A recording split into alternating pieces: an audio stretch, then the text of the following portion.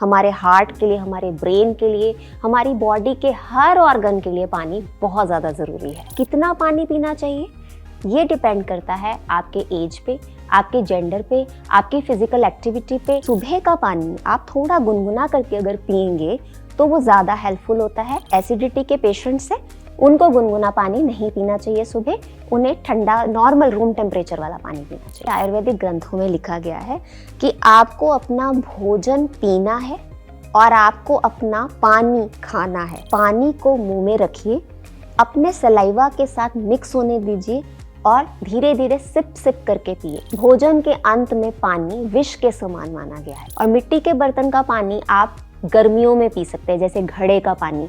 Refrigerated ठंडा पानी नहीं पीना चाहिए। और बरसात में भी इस बात का ध्यान रखें कि घड़े का पानी भी नहीं पिए।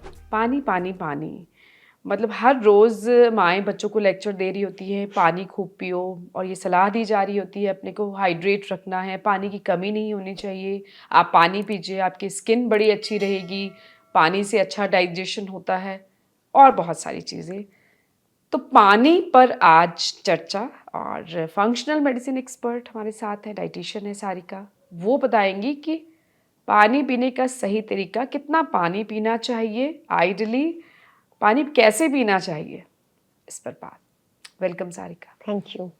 सो पानी खड़े होकर मत पियो, बैठ कर पानी पियो, उस पर भी बहुत सारे मीम्स बन जाते हैं। चाय के बीच में भी पानी, आप चाय खड़े होकर पिए या बैठ के, बहुत कुछ है जी। और 2.5 से 3 लीटर पानी पीना चाहिए, 2 से 2.5 लीटर पीना चाहिए। आप सारा विस्तार से बताइए, कितना पानी पिए, कैसे पिए, पानी पीने का सही तरीका, कब आपको गुनगुना पानी पीना चाहिए, ठंडा पानी पी सकते हैं गर्मियों में या नहीं? ठीक है। सबसे पहले आई नो एवरीबडी नोज कि पानी की इम्पोर्टेंस क्या है बॉडी के लिए, ठीक है। हमारी स्किन, हमारी ग्लोइंग स्किन के लिए, हमारे एक एक सेल को पानी चाहिए, हमारी बॉडी को डिटॉक्स होने के लिए पानी चाहिए, हमारे हार्ट के लिए, हमारे ब्रेन के लिए, हमारी बॉडी के हर ऑर्गन के लिए पानी बहुत ज़्यादा ज़रूरी है, राइट। अब कितना पानी पीना चाहिए ये डिपेंड करता है आपके एज पे, आपके जेंडर पे, आपकी फिजिकल एक्टिविटी पे, आप कितना सोते हैं। ये सारी चीज़ें, आपका वेट कितना है, ये सारी चीज़ें डिसाइड करती हैं कि आपकी ज़रूरत कितनी है, आपका लाइफस्टाइल क्या है।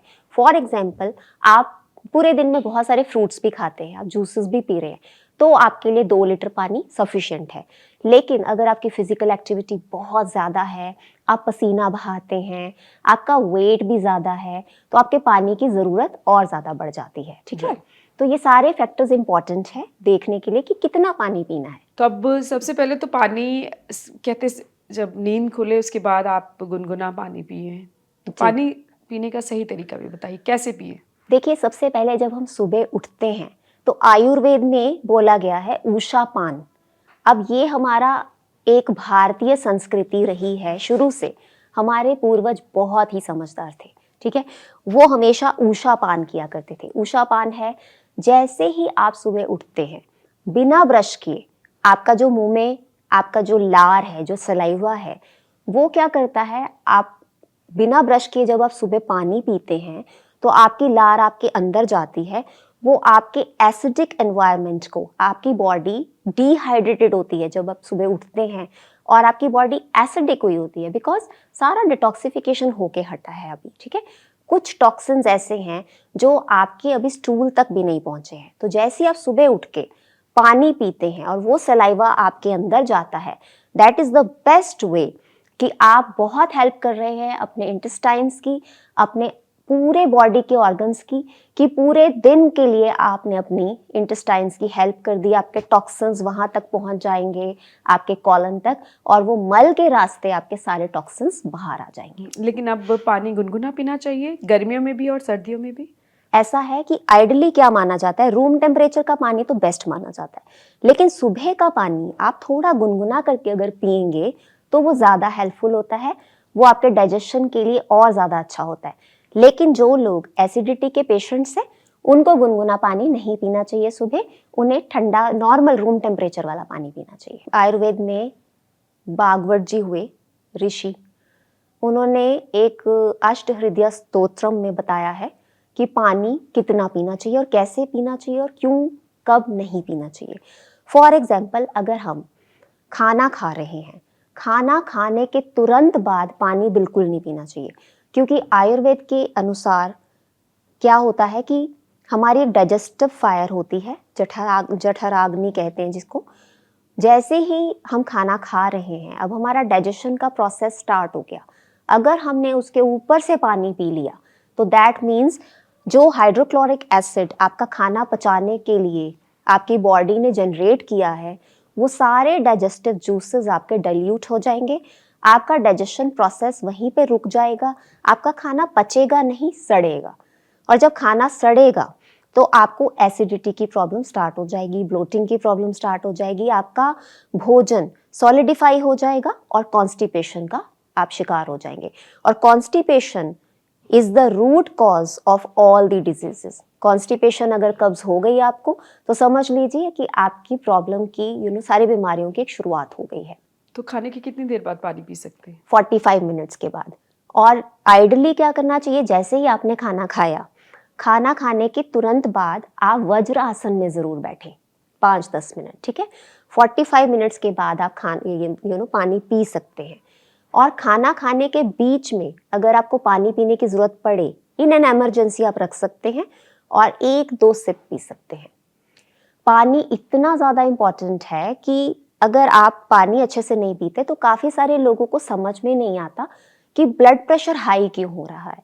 अब क्या होता है, जब आप पानी नहीं पीते, आपकी बॉडी डिहाइड्रेटेड होती है, तो आपका खून जो है वो गाढ़ा हो जाता है। अब बॉडी को सिग्नल मिलता है कि ब्लड प्रेशर बढ़ा दो। क्यों बढ़ा दो? ताकि हर ऑर्गन तक ब्लड सप्लाई पहुंच सके। बहुत इंपॉर्टेंट है इस चीज को देखना कि अगर आप बीपी का शिकार है, ब्लड प्रेशर हाई है, तो आप देखिए अपनी हाइड्रेशन बढ़ाकर। एक हमारे ब्रेन में वैसोप्रेसिन नाम का केमिकल रिलीज होता है जब हम अच्छे से पानी नहीं पीते हैं, तो उस चीज को भी देखना बहुत जरूरी है कि हमारा ब्रेन बहुत ज्यादा स्ट्रेस में आ जाता है जब हम पानी नहीं पीते हैं। अच्छा, तो एक स्ट्रेस का ये रीजन भी है कि आप शायद पानी कम पी रहे हैं? जी, माइग्रेन, हेडेक्स वगैरह भी कॉमन रीजन है डिहाइड्रेशन। उसी तरह से ओवर हाइड्रेशन भी बहुत डेंजरस हो जाती है, क्योंकि अगर आप ओवर हाइड्रेशन बहुत वाली ज्यादा पानी स्थिति में पीते हैं तो। आते हैं, आपके किडनीज पे बहुत लोड पड़ता है और आपका सोडियम इम्बैलेंस होता है और आपके जितने भी इलेक्ट्रोलाइट्स होते हैं वो इम्बैलेंस होते हैं। और कई बार पेशेंट चक्कर खा सकता है, कंफ्यूजन का शिकार हो सकता है। और इलेक्ट्रोलाइट का बैलेंस में रहना बहुत ज़्यादा ज़रूरी है, इससे बहुत ही सीरियस रेपरकशंस भी हो सकते हैं। तो पानी बहुत ज़्यादा भी नहीं पीना, आपको जितना जी, अमाउंट में सजेस्ट किया गया, जैसे आपने बिल्कुल, शुरुआत में ही कहा बिल्कुल, कि आपको अपनी उम्र भी देखनी है, बिल्कुल। आपको अपनी एक्टिविटी आप क्या कर रहे हैं वो भी देखना है, और आप आपकी कोई मेडिकल कंडीशंस तो नहीं है जी, बिल्कुल। वो भी देखनी है। सुबह उठ के पानी पीना आर्थराइटिस के पेशेंट्स के लिए बहुत अच्छा होता है, क्रॉहन्स के पेशेंट्स के लिए, आईबीएस के पेशेंट्स के लिए बहुत अच्छा होता सभी है के लिए अच्छा कि है वो गुनगुना ओवरऑल। पानी पिए। सिर्फ एसिडिटी के पेशेंट्स को थोड़ा सा आपने अलर्ट रहना, अवॉइड किया है। बिल्कुल। और ये भी बहुत इंपॉर्टेंट है कि आप पानी किस बर्तन में पी रहे हैं। अगर मान लीजिए आप, बहुत सारे लोग प्लास्टिक की बॉटल्स में पानी पीते हैं, गाड़ी में भी रख देते हैं, गर्मी में रख देते हैं, तो क्या होता है कि आप पानी नहीं पी रहे हैं, माइक्रो प्लास्टिक्स पी रहे हैं, और जो बहुत ज़्यादा डेंजरस स्थिति है। आपका पूरा एंडोक्राइन सिस्टम, आपका पूरा हार्मोनल हेल्थ उससे डिस्टर्ब हो जाती है। तो बहुत इंपॉर्टेंट है पानी जो है ग्लास बॉटल्स में रखा जाए, या कॉपर के बर्तन में रखा जाए, या मिट्टी के बर्तन में रखा जाए। और मिट्टी के बर्तन का पानी आप गर्मियों में पी सकते हैं, जैसे घड़े का पानी। रेफ्रिजरेटेड ठंडा पानी नहीं पीना चाहिए, आपकी बॉडी के लिए शॉक है वो, ठीक है, जब आप रेफ्रिजरेटेड वाटर पीते हैं। और बरसात में भी इस बात का ध्यान रखें कि घड़े का पानी भी नहीं पिए। अच्छा, जी, वो क्यों? बरसात में घड़े का पानी आपकी बॉडी के लिए बिल्कुल भी अच्छा नहीं है। बाकी पानी हमेशा बैठ के पिए। क्यों खड़े होके पानी नहीं हाँ, पीना? ये क्या लॉजिक है कि पानी खड़े होकर नहीं जी, पीना? आयुर्वेद के अनुसार जब हम खड़े होके पानी पीते हैं तो जैसे ही हमने पानी पिया, उससे वायु दोष यानी वात दोष बढ़ता है। पानी हमारे ऑर्गन से नहीं गुजर के सीधा किडनीज पे लोड डालता है, वायु दोष बढ़ता है और हमारी किडनीज पे बहुत ज़्यादा लोड पड़ता है। बाकी अगर आपने अभी यूरिन पास किया है तो भी 15 मिनट तक पानी नहीं पिए। पता कैसे करें कि अब शरीर को पानी की ज़रूरत है, जी, पानी की कमी हो रही है? जी, बेस्ट है यूरिन का अपना कलर देखिए।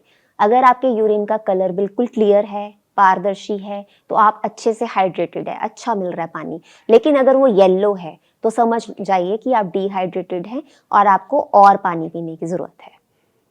ये बहुत इजी है। बहुत इजी है। भोजन के अंत में पानी विष के समान माना गया है। बस इस चीज का ध्यान रखना है आपको कि भोजन के अंत में पानी नहीं पीना है। अच्छा, पानी पीने का भी क्या कोई तरीका सही होता है जो बिल्कुल आप सजेस्ट करेंगे? बिल्कुल होता है।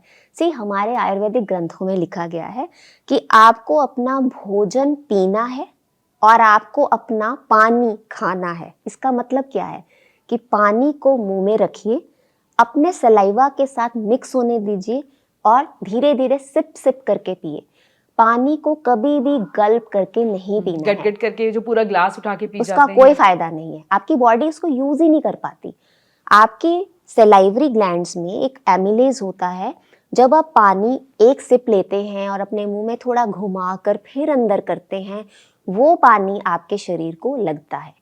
अब मैंने लाइव एक बहुत सारी चीजें देखी हुई हैं। जैसे मान लीजिए आप गमले में पानी देना चाहते हैं, अगर आपने वो पानी एकदम तुरंत ऐसे करके डाल दिया, आप अगर घंटे के बाद भी आएंगे ना, 1 घंटे बाद, तो वो गमले में पानी खड़ा रहता है। अब मान लीजिए आपने उसको धीरे धीरे थोड़ा थोड़ा थोड़ा दिया, वो एब्जॉर्ब होता है। वही हमारे सेल्स के साथ है। जैसे ही हम पानी पीते हैं, बैठ के पीजिए, सिप सिप करके पीजिए, आप हमेशा हाइड्रेटेड रहेंगे। और अगर आप 3 लीटर पानी गट गट करके पी गए, आप डिहाइड्रेटेड ही रहेंगे। तो ये पानी पीने का सही तरीका होना भी बहुत ज़रूरी है। बहुत ज़रूरी है। अब हमारी बहुत सारी बीमारियां इसी चीज़ पे डिपेंड करती हैं कि हम पानी कब, कितना और कैसे लेते हैं। बहुत सारे पेशेंट्स हमने ऐसे देखे हैं जो सिर्फ पानी के सही पीने के तरीके से ही उनकी बीमारियां रिवर्स हो जाती हैं।